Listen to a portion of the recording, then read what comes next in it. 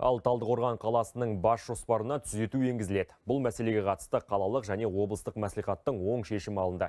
Жетісу облысының сәулет және қала құрылыс басқармасы қаланың жаңа бас жоспарын әзірлеуге конкурс жариялады. Алдағы уақытта облыс орталығындағы 12 саяжай қоғамына тұрғын үй алабы мәртебесі беріледі. Бұл туралы бүгін жергілікті бақ өкілдерімен сұхбаттасқан Талдықорған қаласының әкімі Ернат Бәзіл мәлімдеді. Ол брифинг барысында қаладағы саябақтар мен субұрқақтарда смарт аялдамаларда 5 жыл мерзімге сенімгерлік басқаруға беруді ұсынды.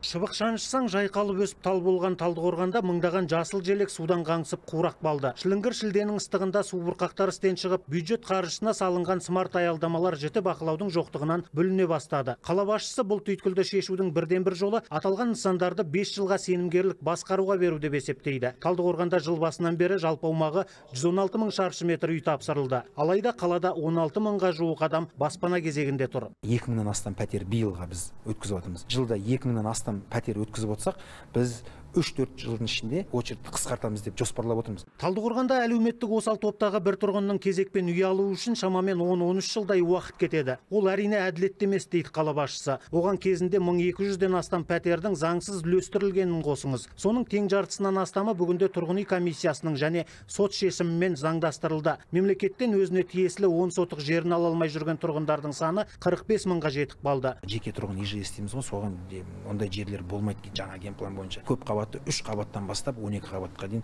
16 қабатқа дейін үйлер саламыз деп жоспарлап отырмыз. Саяжайымыз биыл ауыз су, газ, жол, бәр жағдайымыз халыққа жасалып тұр. Бізге ауылдың статусын берсе екен деп ойлаймын. Саяжайларға тұрғын үй алабы мәртебесі берілуі арқылы онда әлеуметтік нысандар салу мәселесі оңтайлы шешіледі. Облыс орталығы тұрғындарын газдандыру көрсеткіші 58%-ға жетті. Алдағы жылы Мойнақ ауылына көгілдір отын беріледі. Ардақ Айбарұлы, Олжас Байбосынов, Хабар 24, Талдықорғаннан.